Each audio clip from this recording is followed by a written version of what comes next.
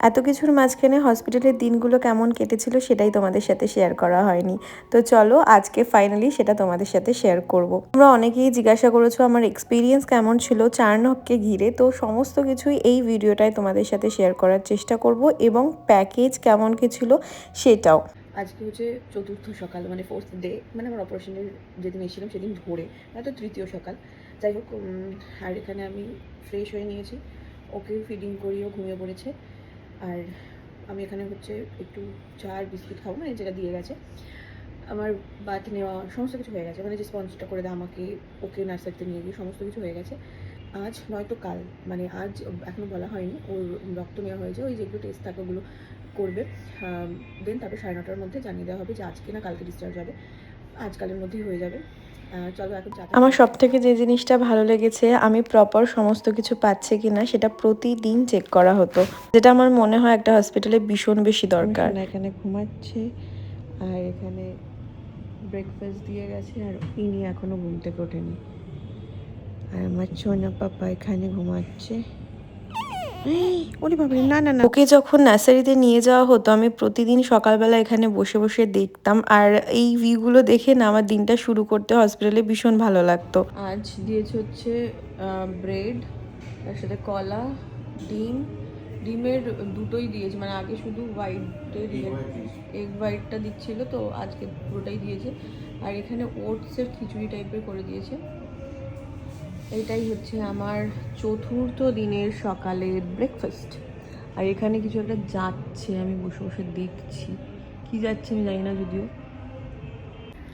তো ফাইনালি আজকে আমরা বাড়ি যাচ্ছি 26 তারিখ। আমি বলেছিলাম যে কাল হয়তো হবে, মানে আমি ভেবেইছিলাম কাল হবে, কারণ সবাই বলছিল যখন আমি টেস্ট করতে আসতাম, আমি যাদের ওটি হয়েছে আগে, কবে ছাড়বে বা ছাড়ে জিজ্ঞাসা করতাম, তখন আমাকে সবাই বেশিরভাগ বলতো যে একদিন এক্সট্রা ধরে রাখতে হবে, কারণ সবাইকেই নাকি রেখে দেয় বিলিরুবিন টেস্ট, এগুলো যদি একটু কিছু এদিক ওদিক হয় রেখে দেওয়া, বাট ওর সমস্ত কিছু নর্মাল এসছে এবং আমাদের আজকেই ছেড়ে দেওয়া হবে। খুব আনন্দ হচ্ছে, এতদিন পর বাড়ি যাচ্ছি, মনে হচ্ছে যেন অনেক দিন পর রিকোকে দেখবো। চলো রেডি হয়ে যাওয়া যাক। দিদি কি কি এনেছিস দেখা। এই একটা নিয়ে এসছে, এখান দিয়ে ঢোকাবি। ওটা কি, এটা কি? আর এই টাওয়ালটা, এই টাওয়াল এরকমই হয়, কিন্তু ওর থেকে অনেক বড়। এই একটা ড্রেস যেটা পরে যাবে, হাতের বাড়ি ইলাস্টিক আছে, সব পিঙ্ক পিঙ্ক, কারণ আমি এইটা পিঙ্ক করে এসেছে। এটা একটা টুপি, কিন্তু ওর মাথার 20 টাকা রসগোল্লার মতো, এই টুপিটা ওর থেকে অনেক বড়। এমনি ভালো বল বাবা, টুপিটা ভালো লাগবে ওকে। চুলগুলো দেখাই যাবে না। এই জুতা, সক্স জুতা, আর একটা এরকম। আমি বাড়িতে যেটা এনেছি ওটা ছিল, ওটা হলো একটা নাইট ড্রেস, ওটার মধ্যে আছে টুপি আছে, সক্স আছে, হ্যান্ড গ্লাভস আছে, প্যান্ট আর ড্রেস। আর ওই ম্যাটটাও এনেছি, এগুলো এনেছি। এটা যদি লাগে তাই তো, সব পিঙ্কের উপরে, সব পিঙ্কের উপরে। বাড়িতে আরও অনেক গিফট আছে। এই খাট, কি মশারি খাট নাকি একটা বলে, যেমন করে আটকাতে হয়, এটা আছে, অনেক কিছু আছে। এখানে পুপুর কাঁধে কত দায়িত্ব দেখো, একদিকে বোন ঘুমাচ্ছে একদিকে ভাই ঘুমাচ্ছে, আমাদের বড় দিদি হয়ে গেছে পুপু, এই সেদিন হলো। আমার বেডটাও একটু বসে দেখছিল কেমন লাগে, আর এখানে চলছিল লাস্ট টাইমের পার্টি, মানে চা স্যান্ডউইচ এসব খাওয়া হচ্ছিল, আর আমি একটু রেডি হচ্ছিলাম, ও রেডি হয়ে নিচ্ছিল, কারণ আমরা যাব হচ্ছে আজকে এতদিন পর বাড়ি। আর আমি এখানে একটু সিরাম অ্যাপ্লাই করে নিলাম আর একটু লিপস্টিক দিয়ে নিয়েছি, নয়তো যা আমাকে লাগছিল। এবার এখানে হবে ফটো সেশন। আমার সোনার সাথে সবাই ফটো তুলে নেওয়ার পর এবার আমরা রওনা দিয়েছি বাড়ির পথে।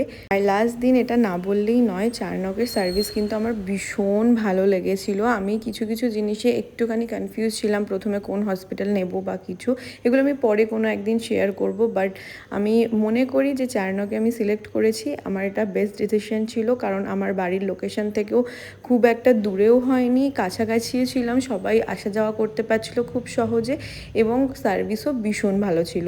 আর এখানে দেখো আমি নতুন নতুন মা হয়ে এতটাই এক্সাইটেড হয়ে পড়েছি, আমি লাফাতে লাফাতে বাড়ি যাচ্ছিলাম। সেকেন্ড ফ্লোরটা এরকম আছে, কি অবস্থা, ওখানে কি মানে বাচ্চারা খেলতে খেলতে পারে, তারা বাচ্চা বলছে নাকি ওটা? হ্যাঁ ওটা পেরে দিচ্ছি আমি।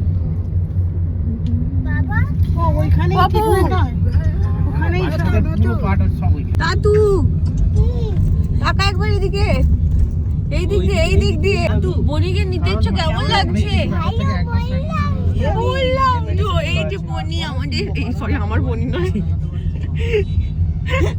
এই তোমাকে যে মেডিসিন প্লেট হয়ে যাচ্ছে সব যে মেডিসিন গুলো দিল সেটা আমি একবার হ্যাঁ, চেক করলাম না দাঁড়া। কোনটা আছে এই যে বনিকে কেমন লাগছে না বনি বাড়ি যাচ্ছে Yay! আমি এত খুশি হয়ে যাচ্ছি আমাকে দেখে মনেই হচ্ছে না কিছু আমরা বেলুন নিয়ে যখন লিফট থেকে নামছি কি হাসছে